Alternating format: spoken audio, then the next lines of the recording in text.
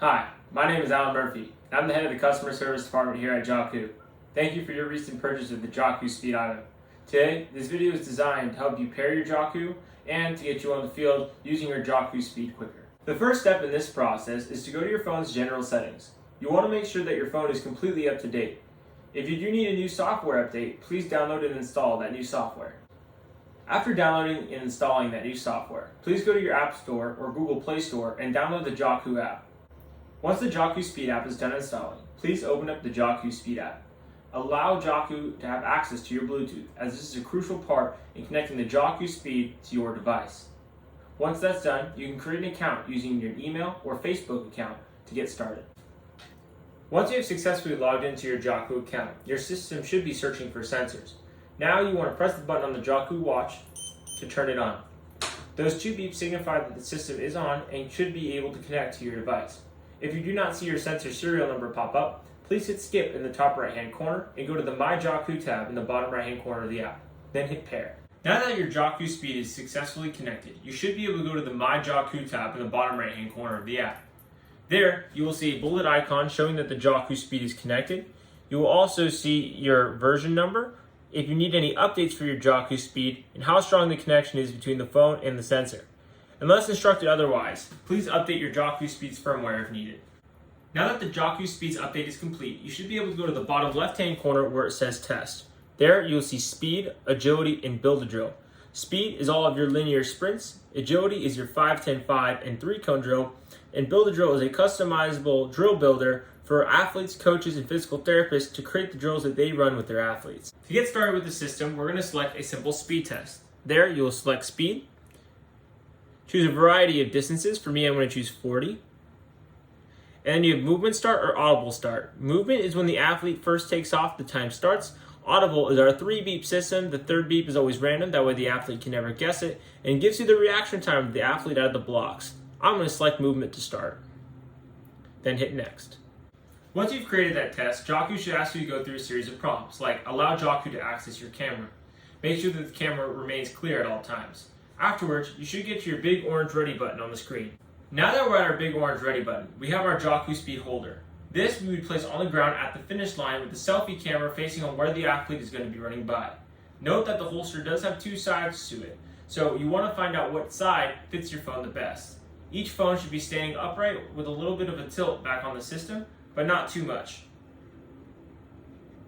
Perfect. When pressing the orange ready button for the first time, you should experience a 120-second countdown. This is our time synchronizing process. It is very important to keep the Jawku Speed band and the phone right next to each other during this process. This process is designed to help create the accurate times of the laser gate systems and also to help with the disconnection and reconnection process that the Jawku Speed may experience during your test. The sensor may disconnect past 30 yards or 30 meters, which is completely normal.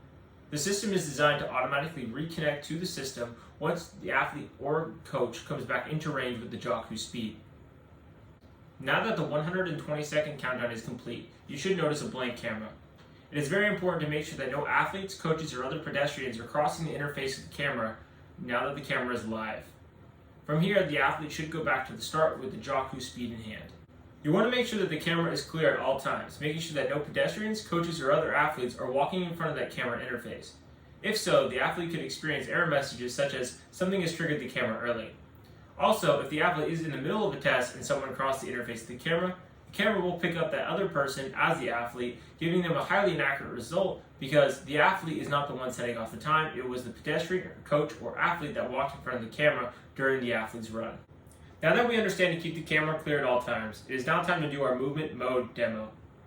From here, you want to make sure that the athlete has the Jawku on the down hand. When the athlete is ready, he will get in a stance and reach over and press the Jawku button in the middle with his opposite hand. There, you should get a beep to signify that the button has been pressed.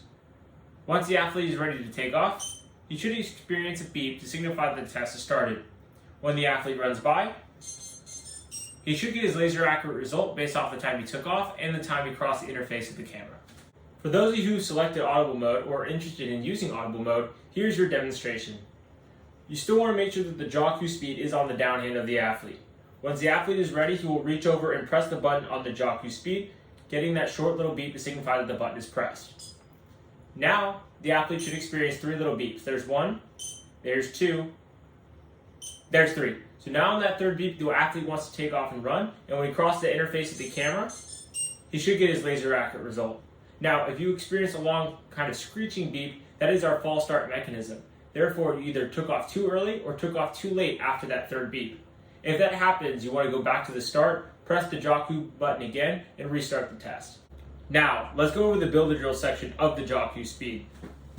You want to go to the bottom left-hand corner where it says test. Select build a drill. From there, it should ask you for the number of splits. The splits signify how many times the athlete will be crossing the interface of the camera. I'm going to select 2.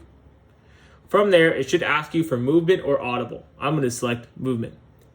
Now here, it's going to ask you to name your drill. You can name it whatever you want, such as 1, 2, 3, 4, ABC, etc. For me, I'm just going to keep it as this 1 split drill for now and hit next. There, you should see the name of your test, the start type, and how many splits is signified with that test. So then you hit save or next. Then it saves the data and results of that test, and you should be at your big orange ready button. Now, when pressing the ready button, you should just operate it like a normal test. To access previous data calculated by the Jawku, you want to go to the track setting of the Jawku Speed app. When you're there, you will see a list of all the tests you've currently run using the Jawku Speed. To access more information, you click the test, and you get a nice graph with all the data points from your previous runs. Thank you for going over the Jawku Speed with us today. If you have any questions, please don't hesitate to ask. The best email to reach us is support@jawku.com. From there, we can answer any of the questions that you have.